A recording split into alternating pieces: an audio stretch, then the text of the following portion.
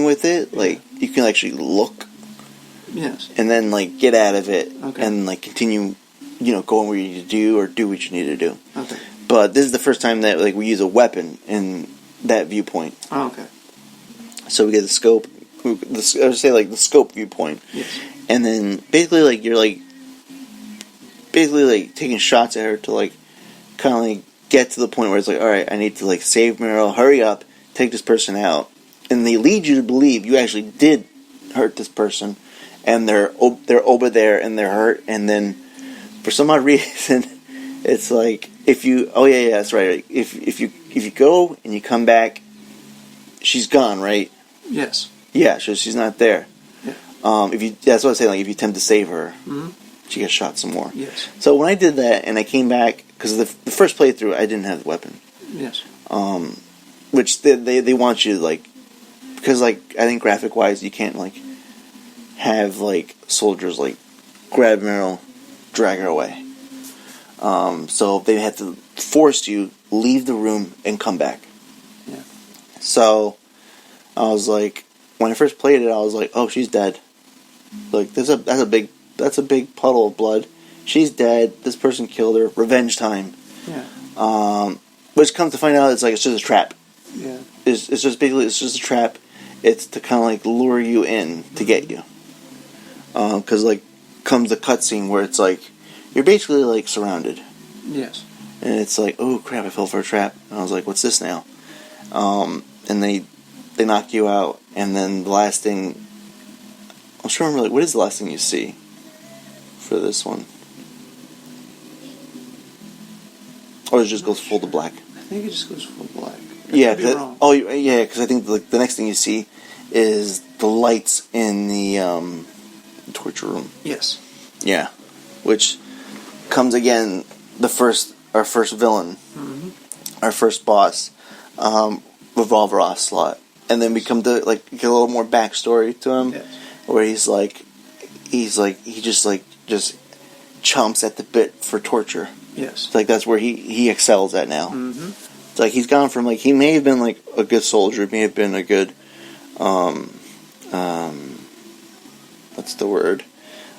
Commanding officer during his time in the military, and now he's like his expertise is not only just firearms, but it was taken away from him from Gray Fox. Yes. His backup is interrogation specialist, Yeah.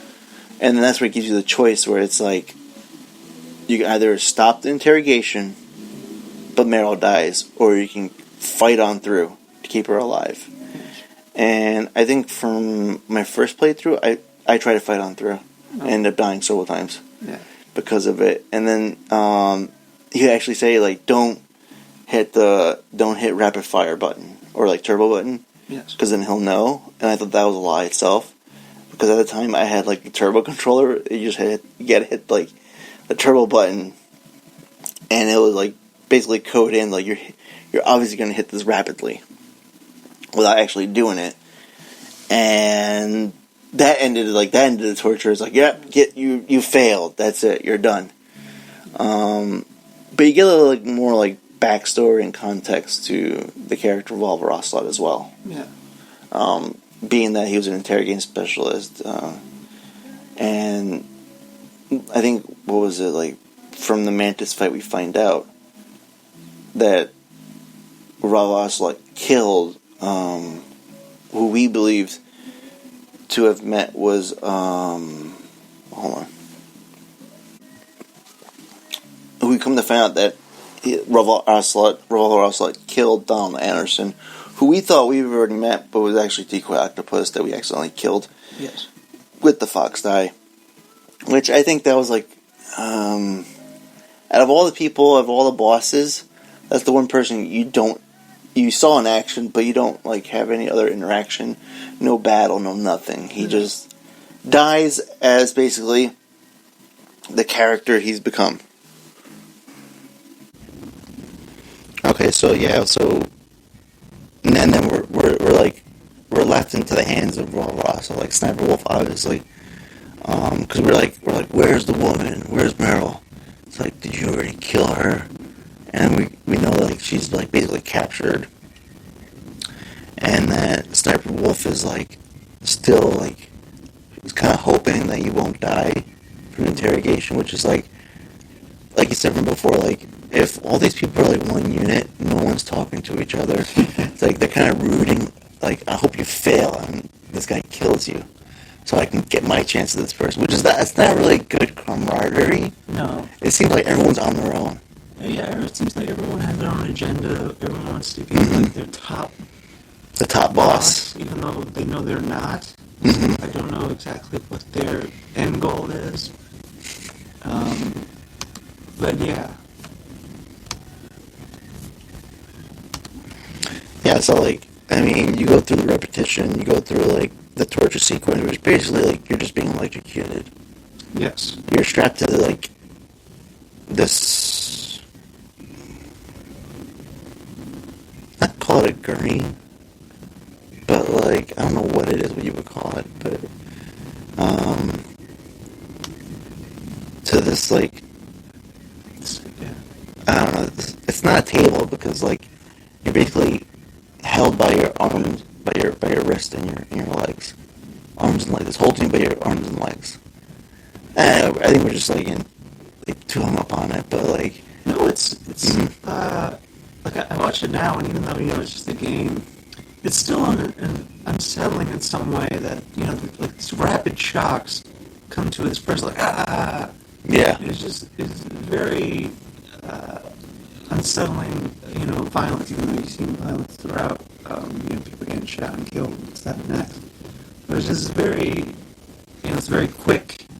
I guess maybe it's off-putting because, other times you're on the mission and you're going for kills, you're shooting people, and, you're taking your time. And this is very, rapid, quick shocks to a person and affects them.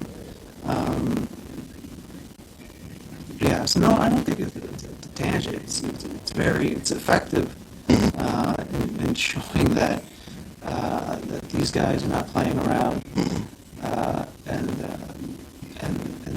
the torture that they inflict on you, and even people that you don't even see, or you have seen, just regular people, not soldiers, prepared for such battle, or have that endurance. yeah, because like out of all the violence that like led up to this point, now comes a different breed of it. It's the interrogation. Yes. So you're basically being interrogated for not really for answers, but for the life of another person. Yes. To submit would be to let another person die. Yes. So you're keeping yourself in another person's life, but no, submit would be to forfeit life. Yes. To continue to battle on, you're battling for two lives. Yes. Yeah. Walter is interesting in the torture expert. Other does, and it's just a side point, but it's a point in that the game is, in essence, challenging you. And it's not like a regular or games up until that point, like we were talking about Super Mario, where it's just you're just going right on the screen, and you're just avoiding these monsters, or taking things in. And in here, the game is challenging you in decisions. It's challenging you on point of views. It's challenging you. It's playing with you.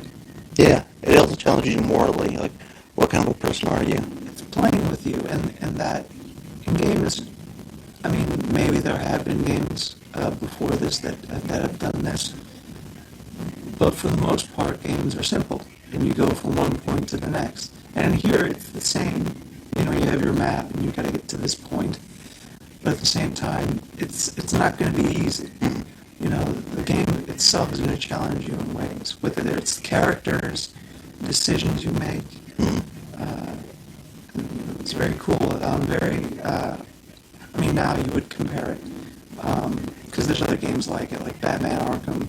The Batman Arkham games, are basically almost like a close relative of Metal Gear Solid in that gameplay. Yeah, because the first game, it's very, sneaking. Yes.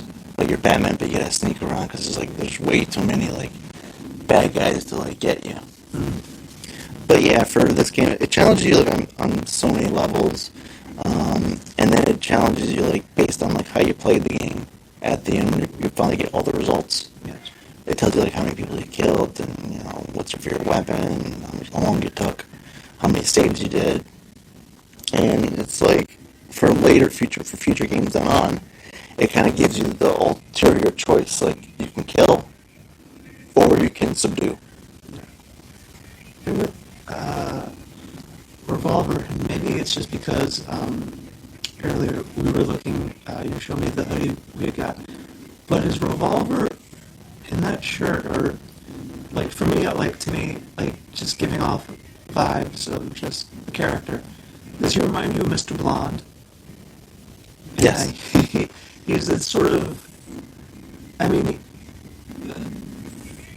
physically and appearance-wise, he's more of just a regular, for Revolver, he's more Western-based. Mm-hmm. Michael Madsen's more of a gangster, more, a thief. But he has his pleasures, he has his vices, and then taking out an authority. For a Revolver, it's taking out on whoever is the opposition, whether it's Solid Snake or soldiers.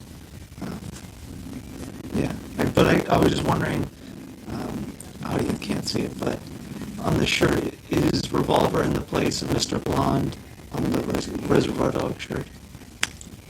I'll have to look at it again, but I think it might be. It would be funny to have that sort of Seeing that action. Yeah. both have interrogation scenes of their own. Yes. And their own tactics of how to interrogate. Yes, and both are brutal. Mm-hmm. So yeah, once you get past the interrogation, whether you choose to save her or not, you continue to go on, and you have to you're basically backtrack all the way back to not to the beginning, but to near the beginning, and then it's all right, go back to where you were, go back to the communication towers, which kind of then at past this point, it kind of amps up the action. It's all right, you kind of basically this whole game you are able to choose how you want to go about the direction. You can be stealth, or you can be guns blazing. And there are some points in the game where it just lets you you have to go guns blazing in this part. You have to do it, and there's no other option.